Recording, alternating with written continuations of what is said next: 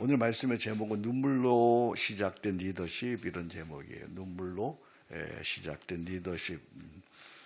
21세기를 대표하는 역사학자로 유명한 유발 하라리 교수가 있죠. 그분의 책이 유명한 게 뭐 있죠? 아주 유명한 책인데, 유발 하라리의 유명한 책 호모데우스 사피엔스라는 책이 있습니다. 그죠? 호모데우스는 참 도발적인 책이에요. 이 책은 호모라는 것은 인간이고 데우스는 신이잖아요. 그러니까 인간이 신이 되다라는 그런 아주 도발적인, 여기에서는 AI하고 유전공학하고 그다음에 가상현실하고 이런 것들이 이제 기근과 전쟁과 인간의 여러 가지 제한적인 것들을 이겨내고 이제 하나님 영역까지 들어간다, 이런 내용인데, 이런 책은 우리가 조금 정신을 차리고 조심해서 잘 읽어야 되겠죠. 그리고 유발 하라리가 동성애자입니다. 그러니까 그런 건 정도는 아시고 이런 책을 읽어야 되는데, 그의 책 중에서 잘 모르는 책이 있는데 21세기를 위한 21가지 재원이라는 책이 있습니다. 이 책은 여러분들 읽어보시면 좋을 거예요. 물론 호모데우스도 잘 읽으면 좋습니다. 21세기를 위한 21세기 재현이라는 책에서 그는 세 가지 파도가 인류를 향해 밀려온다, 이렇게 예측하고 있습니다. 첫째 파도는 AI와 생명공학 기술혁명이고요. 두 번째는 경제 사회적인 격변기가 몰려오고요. 세 번째는 인간 정체성의 위기입니다. 그가 예측한 대로 우리는 이미 세 가지 파도의 혼돈과 두려움 가운데 살고 있죠. 이 가운데서 제가 볼 때 가장 심각한 문제는 앞에 있는 두 가지, AI와 생명공학의 기술혁명 또는 경제사회적 격변, 이거보다 더 심각한 위기는 인간 정체성의 위기예요. 인간 정체성. 이 인간 정체성의 위기는 우리 시대의 하나의 아주 지금까지 없던 무서운 질병을 하나 만들어냈어요. 그 질병이 뭐냐면 사무병이라는 거죠. 사무병. 네 가지가 없는 병이에요. 첫 번째가 무관심이고요. 두 번째가 무감각이고요. 세 번째가 무감동이고요. 네 번째가 무책임. 제가 여러분 쓰라고 거기 비워뒀는데요. 정체성의 위기가 우리에게 가져다 온 지금까지 경험하지 못한 우리 인류가 겪는 무서운 질병이 바로 사무병인데, 그것이 무관심이고 무감각이고 무감동이고 무책임입니다. 이 시대 사람들은 나 외에는 관심이 없어요. 그죠? 관심이 없어, 나 외에는. 전쟁이 일어나고 수많은 사람이 죽어가도 전쟁터에서 어린아이들이 수백 명이 죽어가도 뭐 내 일이 아니니까 별 관심이 없어요. 옆집에 사람이 죽어서 한 달이 되어도 무슨 냄새가 나는데, 냄새가 난다 진동해도 내 일이 아니라 관심이 없어요. 무관심. 그죠? 무관심은 무감각이 되어지고, 무감각은 무감동이 되고, 무감동은 무책임입니다. 이웃과 세상의 고통에 대해서 아무도 책임지는 사람이 없어요. 그죠? 수백 명이 이태원에서 죽어도 책임지는 사람이 없어요. 그죠? 비행기가 떨어져서 수백 명이 죽어도 누가 책임지는 사람이 없는 거예요. 이 큰 질병이죠. 무관심, 무감각, 무감동, 무책임. 이웃과 세상의 고통에 대해서 슬픔과 눈물이 사라진 시대가 되고 말았습니다. 묻습니다. 우리 사랑하는 우리 목회자, 또 우리 사업가, 우리 형제자매 여러분, 난 언제 울어보았는가? 네? 돈 말고요. 돈 내기 말고, 사업 말고, 내 자식 말고, 고통받는 이웃을 위해 언제 울어봤어요? 여러분. 네? 무너져가는 교회와 하나님 나라를 위해서 울어본 적이 있어요? 네? 만약 이런 눈물이 없다면, 울어본 적이 없다면 우리는 언제부터인가 이미 무관심, 무감각, 무감동, 무책임의 병, 곧 죽음에 이르는 병을 앓고 있는 것이죠. 세상에서 가장 무서운 병이 뭔 병이에요? 죽어도 아프지 않는 병, 그죠? 죽어가고 있는데도 속으로 썩어 문드러져서 감각이 없는, 죽어가도 고통을 느끼지 못하는 그 병이죠. 예수님도 당시 이스라엘 백성들이 이 병을 보면서 탄식하셨죠. 누가복음 7장에 우리가 너희를 향하여 피리를 불어도 너희가 춤추지 아니하고 곡을 하여도 울지 아니하는도다. 오늘 이 시간 우리 모두 이 무관심의 병, 무감각의 병, 무감동의 병, 무책임의 병에서 말씀을 통해서 치유되는 은혜가 있기를 축복합니다. 주님은 이렇게 말씀하십니다. 애통하는 자는 복이 있나니 그들이 위로를 받을 것이다. 울어야, 애통해야 위로를 받을 거 아니겠어요? 애통해야, 울어야 하나님이 고쳐주실 거 아니겠어요? 애통하는 자가 복이 있는 자입니다. 여기 성경에도 무너진 공동체를 보고 울었던 한 사람이 있습니다. 느헤미야입니다. 느헤미야, 그는 누구입니까? 느헤미야는 기원전 5세기 페르시아 아닥사스 왕 시대에 살았던 유대인입니다. 당시 그는 왕의 술 맡은 관원이었습니다. 이 술 맡은 관원이 이게 보통 중요한 직책이 아니죠. 그는 왕의 생명을 지키는, 왕의 절대적인 신임을 받는 권력 중심의 직위에 있었습니다. 그러나 그는 권력에 취하지 않았어요. 권력의 안일과 권력의 그 평안함에 취해 있지 않았어요. 이스라엘 자기 백성을 위하여 무너진 성벽을 구축하고 공동체를 회복하기 위해서 울었을 뿐만 아니라 예루살렘으로 돌아갑니다. 느헤미야, 그의 이름의 뜻은 여호와께서 위로하시다라는 뜻이에요. 그는 하나님께 위로받은 사람이었어요. 포로 2세대로서 하나님께 위로받아 높은 직위에 올라있는 그런 사람으로서 이제는 무너진 이스라엘 공동체를 다시 세우는 위로의 통로가 되었어요. 여기 있는 우리 목사들, 목회자들, 우리 사업가들, 여러분들, 우리는 하나님의 위로받은 사람들 아니에요. 이미 위로받은 자로서 슬픔과 고통과 무너진 삶 속에서 무너져 있는 백성들을, 형제들을 위로하는 하나님의 통로가 되기를 주의 이름으로 축복합니다. 이제 우리는 느헤미야에게서 진심으로 주 동행의 길을 배워보고자 합니다. 느헤미야는 어떤 주 동행의 길을 걸었는가? 첫째, 오늘 느헤미야서 1장 4절에 보니까 이 말을 듣고 앉아서 울고 수일 동안 슬퍼하며 이런 말씀 나옵니다. 그는 무너진 공동체를 보고 우는 주 동행입니다. 느헤미야의 눈물은 진심이었어요. 그는 대제국 페르시아의 높은 직위에 있었지만 그의 마음은 큰 환난과 능욕을 당하며 무너진 유다 백성과 함께하는 동병상련의 슬픔이었습니다. 그것은 조국과 민족을 향한 진심 어린 애국의 눈물이었습니다.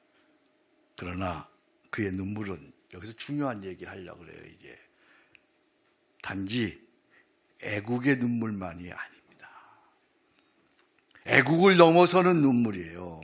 이 느헤미야의 눈물은 애국을 넘어서는 하나님의 파토스를 느끼고 애통해하는 눈물이에요. 한번 따라합시다. 하나님의 파토스. 이 파토스라는 단어는 눈물, 애통, 분노, 화, 고통, 이걸 다 포함한 단어죠. 하나님의 파토스.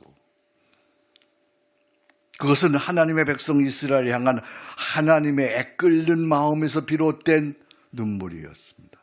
이스라엘이 지금 환난을 당합니다. 능욕을 당합니다. 불타 무너졌습니다. 무너진 것은 다름 아닌 하나님을 떠난 죄로 인한 징계와 심판이었기 때문입니다. 느헤미야는 자기 백성을 징계할 수밖에 없는 하나님의 파토스, 그 애끓는 마음을 알았기에 울었던 것입니다. 이 하나님의 파토스, 예수님께도 예루살렘의 멸망을 바라보면서 이 하나님의 파토스가 있어서 눈물을 흘리셨습니다. 누가복음 13장에 보면 예수님은 이렇게 말씀하십니다. 예루살렘아, 예루살렘아, 선지자들을 죽이고 내게 파송한 자들을 돌로 치는 자여, 암탉이 제 새끼를 날개 아래 모음같이 내가 너희의 자녀를 모으려 한 일이 도대체 몇 번이 되냐? 그러나 너희가 원하지 아니하였도다.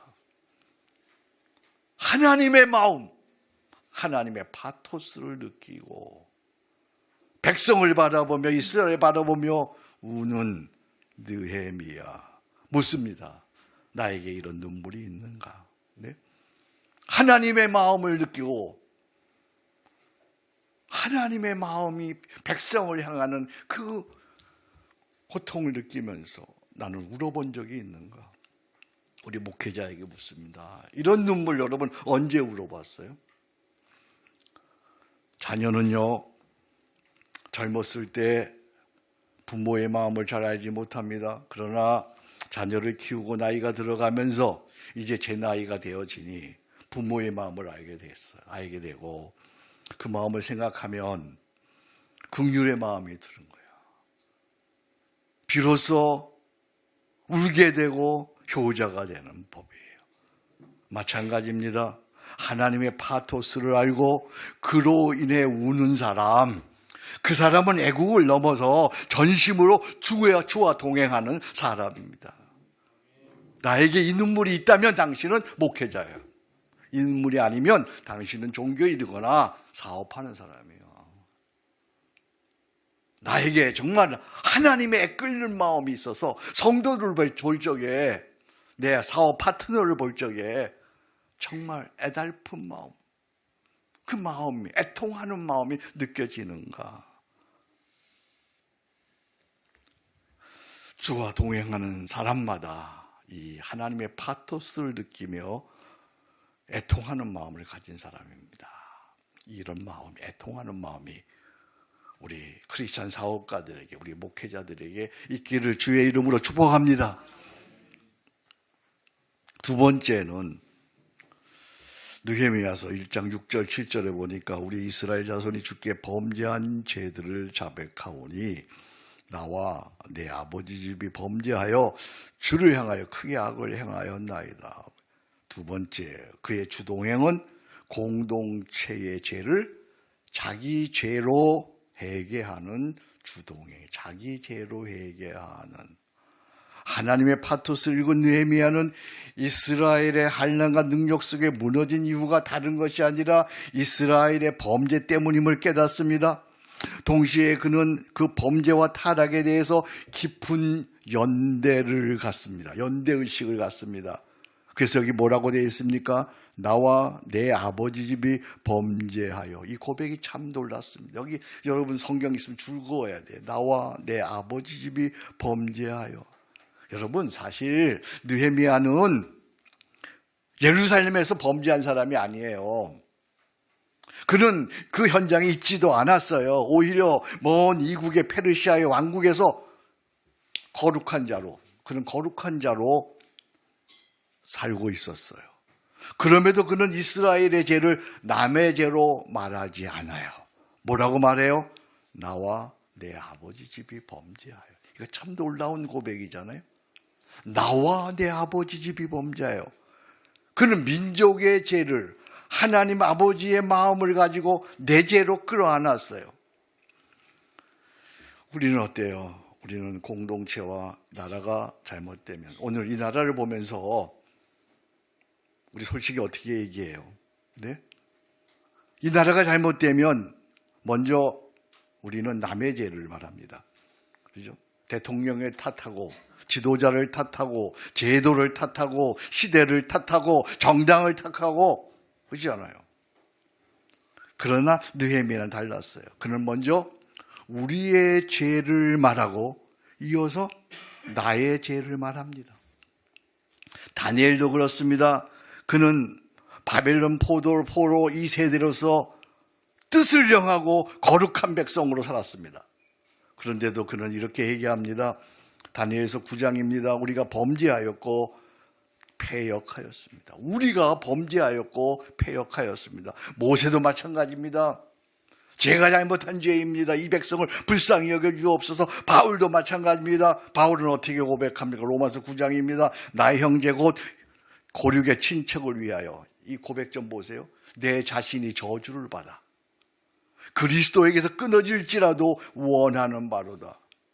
하나님의 파토스를 느끼고 이 백성이 하나님께로 돌아오기를 그렇게 간절히 소원하는 이들의 회개는 단순히 개인의 회개가 아닙니다. 그들의 민족과 연대의식을 갖고 공동체를 대표하는 속죄 회개였습니다. 그들은 민족의 죄를 내 가슴에 안고 민족을 대신하는 속죄의 마음으로 하나님 앞에 엎드렸어요. 그렇습니다. 여러분이 지도자인가요? 제가 지도자인가요? 참된 지도자는 공동체의 죄를 남의 죄로 말하지 않습니다. 내 죄로 말합니다. 나는 어떻습니까? 가정과 교회, 나라가 무너질 때 나는 어떤 태도였습니까? 주님, 우리의 죄입니다. 내 죄입니다. 이 회개가 있기를 축복합니다. 한번 따라합시다. 주님, 우리의 죄입니다. 내 죄입니다. 이 나라가 이렇게 된 건 누구 때문입니까? 주님, 우리의 죄입니다. 내 죄입니다. 한국교회가 이렇게 된 건, 그죠?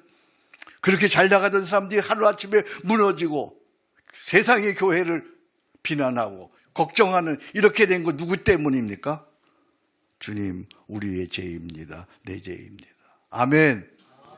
내가 누구 때문입니까? 여러분 진심으로 좀 대답해 주세요. 누구 때문입니까? 주님, 우리의 죄입니다. 내 죄입니다. 한국교회 왜 이렇게 되었어요? 주님, 우리의 죄입니다. 내 죄입니다. 이 나라, 이 민족이 왜 이렇게 지금 어려워지는 거예요? 주님, 우리의 죄입니다. 내 죄입니다. 이 세계가 왜 이렇게 되고 있는 거예요?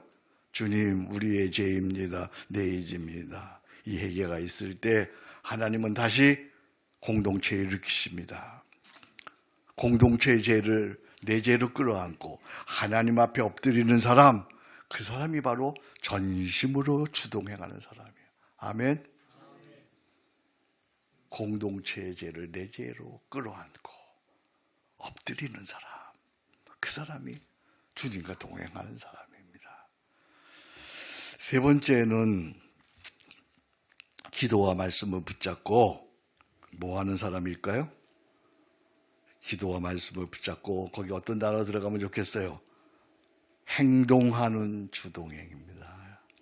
기도와 말씀을 붙들고 행동하는, 느헤미야의 행동은 주동행의 전형을 보여줍니다. 그는 유다의 무너진 소식을 듣고 하나님의 파토스를 느끼며 애통하며 울었습니다. 그러나 그의 신앙은 눈물에서 끝나지 않았습니다. 그 눈물은 뭐로 이어졌어요? 조금 전에 회개로 이어졌죠. 공동체와 연대한 회개로 이어졌습니다. 회개는 기도로 이어졌습니다. 그는 하나님 앞에 나아가 금식하며 기도했습니다. 그러나 그의 기도는 급해서 드리는 일방적인 요청, 도움의 구함이 아니었어요.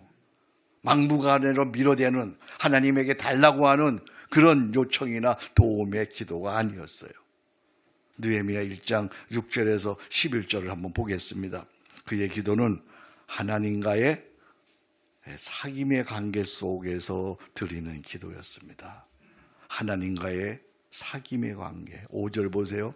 5절은 하나님께 대한 신앙 고백입니다. 그죠? 5절 제가 한번 보겠습니다.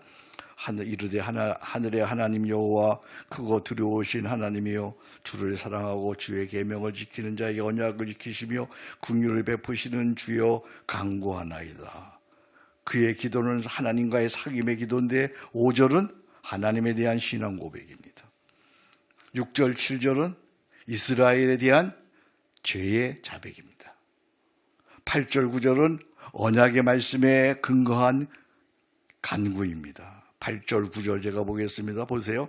옛적에 주께서 주의 종 모세에게 명령하여 이르시되 만일 너희가 범죄하면 내가 너희를 여러 나라 가운데 흩을 것이요 만일 내게로 들어와 내 계명을 지켜 행하면 너희의 쫓긴 자가 하늘 끝에 있을지라도 내가 거기서부터 그들을 모아 내 이름을 두려고 택한 곳에 돌아오게 하리라 하신 말씀을 이제 청하건대 기억하옵소서.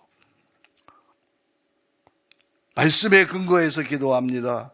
10절 11절은 구원의 은혜에 대한 기도입니다. 하나님께서 그를 어떻게 구원하셨고 그에게 어떤 은혜를 베푸셨는가에 대한 은혜의 고백입니다. 그의 기도는 결코 다급함으로 밀어붙이는 그런 기도가 아니라 늘 하나님과 동행하며 드리던 무슨 기도라고요?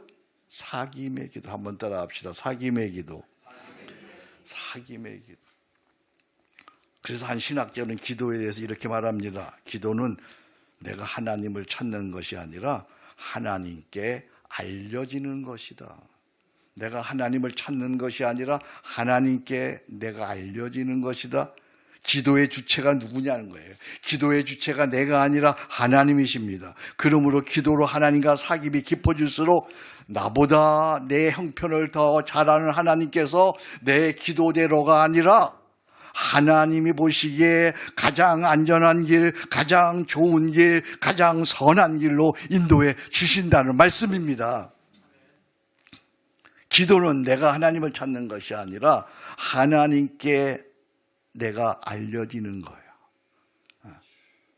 그러면 나보다 내 형편을 더 잘 아시는 하나님께서 내가 기도한 대로가 아니라 하나님 보시기에 가장 좋은 길, 가장 안전한 길로 인도해 주시는 줄로 믿습니다.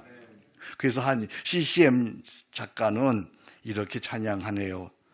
날 부르신 뜻 내 생각보다 크고 날 향한 계획 나 지혜로 측량 못하니 그 다음 뭐예요? 가장 좋은 길로 가장 안전한 길로 오늘도 날 이끄심 믿네. 믿으시면 아멘. 이건 CCM이에요. 우리는 CCM보다 찬송가 가지고 더 좋지요. 기도는 내가 하나님을 찾는 것이 아니라 하나님께 알려지는 것이다. 그렇게 하나님께 알려지면 하나님은 나를 가장 좋은 길, 선한 길로 인도하신다. 내가 믿고 또 의지함은 내 모든 형편 잘 아는 주님 늘 돌보아 주실 것을 나는 확실히 하나님의 은혜로 박수하면 은혜로 있을 데 없는 왜 구속하여 주는지 난 알 수 없도. 아멘. 내가 믿고 또 의지함은 내 모든 형편 아시는 주님 늘 보호해 주실 것을 나는 확실히 왜 내게 또 복음 주셔서 또 복음 주셔 내 맘이 항상 편한지 난 알 수 없. 내가 믿고 또 의지함은 내 모든 형편 아시는 주님 늘 보호해 주실 것을 나는 확실히 두 손 들고 내가 믿고 또 의지함은 내 모든 형편 아시는 주님 늘 도해 주실 것을 나는 확실히 아네. 할렐루야. 기도는 내가 하나님께 간구하는 것, 찾는 것이 아니라 하나님께 알려지는 것이다. 그러나 느헤미야 기도는 말로 끝나지 않았습니다. 행동으로 이어졌습니다. 인생은요, 제가 살아보니까 타이밍이에요, 타이밍. 때가 중요해, 때. 그때가 그에게 왔어요. 느헤미야가 왕에게 포도주를 올리는 순간 아닥스스 왕이 느헤미야 얼굴에 수심이 있음을 봅니다. 이건 아주 위험한 순간입니다. 당시 왕은 신입니다. 절대 군주입니다. 왕에게 수신 어린 얼굴로 나아가더니 이건 목숨을 잃을 수도 있는 아주 위험한 일이었습니다. 그래서 그는 크게 두려워하였다. 이렇게 기록합니다.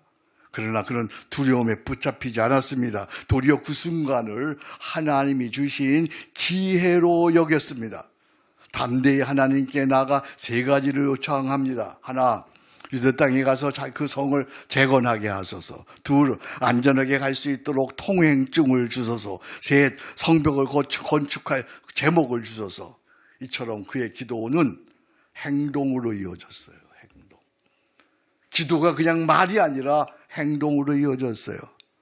그러나 또한 기도는 그의 기도는 행동 이전에 철저한, 거기 쓰세요. 중요한 거, 기획이 있었어. 기도 이전, 행동 이전에 철저한 기획이 있어. 왕이 그의 얼굴에 수시메간에서 붙잡고는 세 가지를 요청합니다. 기도하면서 그는 이스라엘 예루살렘 성벽 재건에 대해서 묵상하며 기도했다는 것이죠. 기도하면서 그는 성벽 재건에 대해서 묵상했어요. 기도하면서 그는 성벽 재건에 대해서 기획한 거예요. 그냥 순간적으로 말한 것이 아니에요. 기도하면서 기획했어요. 기획. 그러나 여기 우리 목회자들이, 우리 경영인들이 더 주목해야 할 사실이 있어요. 그는 왕에게 말하기 전에 바로 그 짧은 순간에 한 것이 있어요. 2장 4절 보세요. 뭐라고 얘기되어 있냐 하면, 내가 곧 하늘의 하나님께 목도하고, 하늘의 하나님께 목도하고. 그의 기도는 행동과 함께 동시적이었어. 즉각적으로 하나님께 연결하는, 우리가 자꾸 많이 얘기했던 단숨 기도예요. 다시 말하면 일하면서 기도하고 기도하면서 일하는 거예요. 여기서 이런 크리스찬 경영 원리가 나옵니다. 크리스찬의 경영 원리, 목회 원리가 나옵니다. 하나님께 모든 것이 달린 것처럼 기도하고, 나에게 모든 것이 달린 것처럼 기획하고 행동하라. 아멘. 한번 따라 합시다. 하나님께 모든 것이 달린 것처럼 기도하고, 나에게 모든 것이 달린 것처럼 기획하고 행동하라. 아멘. 우리는 하나님께 모든 것이 달린 것처럼 기도하는 사람이야. 그러나 동시에 나에게 모든 것이 달린 것처럼 기획하고 행동하는 사람이야. 아멘. 이런 기도와 행동과 기획이 있기를 주의 이름으로 축복합니다. 시시하게 살지 말자고. 우리 하나님께 모든 것이 달린 것처럼 때로는 생명을 걸고 기도하고, 아멘. 나에게 모든 것이 달린 것처럼 철저하게 기획하고 믿음으로 용기 있게 나서는 그런 이 시대에 하나님의 사람, 주 동행의 사람 되기를 주의 이름으로 축복합니다. 오늘 우리는 어떤가? 한번 우리 자석해 봅시다. 우리 목사님들, 이 방송을 듣고 있는 우리 크리스찬 사업가들, 목사님들, 한번 우리 스스로 자석해 봅시다. 나는 기도하는데 기도만 하고 행동하지 않는 것은 아닌가? 감동은 받는데, 설교할 때마다 감동은 받는데 결단하지 않는 건 아닌가? 말씀은 듣는데, 설교는 하는데 삶은 변하지 않는 건 아닌가? 이런 말이 있어요. 신앙의 반대는 무신론이 아니라 무감동이다. 그리고 무행동이다. 한번 같이 읽어보겠습니다. 시작. 신앙의 반대는 무신론이 아니라 무감동이다. 그리고 무행동이다. 무감동은 감동받지 못하는 것은 관심이 없었다는 무관심이잖아요. 그죠? 무감각한 것이잖아요. 결국은 그것은 무책임, 무행동으로 나타나는 거예요. 그래서 야고보 사도는 분명하게 말합니다. 행함이 없는 믿음은 그 자체가 죽은 것이라. 그러나 전심으로 주동행하는 사람은 달라요. 주동행하는 사람은 이렇게 살아요. 그는 하나님의 파토스를 느끼며 애통해요. 주동행하는 사람은 공동체와 연대해서 속죄 해결을 해요. 남에게 핑계하지 않아요. 하나님과 동행하는 사람은 기도하고 행동해요. 행동하고 기도해요. 아멘. 전심으로 주동행하는 사람의 모습, 그건 하나님의 파토스를 느껴요. 그래서 애통해. 애통해 하는데 그치지 않아요. 공동체와 연대해요. 내재입니다. 공동체를 대신해서 속죄의 기도 해결합니다. 그리고 기도합니다. 그리고 행동합니다. 행동하고 기도하고 행동하고 기도하고. 아멘. 최근에 국민일보로부터 이런 책에 대해서 서평을 부탁받았어요. 예언자의 말들. 이 책 참 좋은 책이니까 우리 목사님들 꼭 한번 찾아서 읽었으면 좋겠어요. 제가 언제 한번 또 서평을 해드리겠습니다만, 예언자의 말들, 아브라함 햇셀의 책입니다. 이 책은 전체 7장으로 구성되어 있습니다. 근데 3가지로 요약할 수가 있습니다. 첫 번째는 경외입니다. 신앙인 하나님의 사람은 하나님을 두려워하고 사랑한다. 경외, 파토스를 느낀다. 그 내용이 하나님의 파토스를 느낀다. 예언자들은, 하나님의 사람은 거기에 끝나지 아니하고 예언자의 책임을 진다, 연대한다는 거예요. 세 번째는 영적 행동의 삶이에요. 놀랍게도 느헤미야 삶이, 제가 이 책을 읽어보니까 느헤미야 삶이 이 책하고 똑같은 거예요. 바로 그것이에요. 그는 하나님을 경외했어요. 공동체 아픔을 자신의 책임으로 끌어안았어요. 기도에 머물지 않고 행동으로 나아갔어요. 헤겔이 바로 그런 사람이에요. 아브라함 헤겔이에요. 이 헤겔 역시, 헤셀 역시 책만 쓴 사람이 아니었어요. 1965년 마틴 루터 킹 주니어, 흑인 인권 운동한 사람이죠. 마틴 루터 킹 주니어가 이끌던 흑인 인권 행진에 참여했습니다. 그는 고난받는 흑인들과 함께 걸었습니다. 많은 비난을 받았습니다.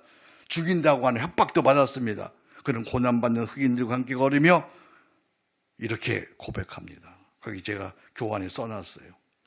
나는 행진하며 내 다리로 기도하고 있었다. 나는 행진하며 내 다리로 기도하고 있었다.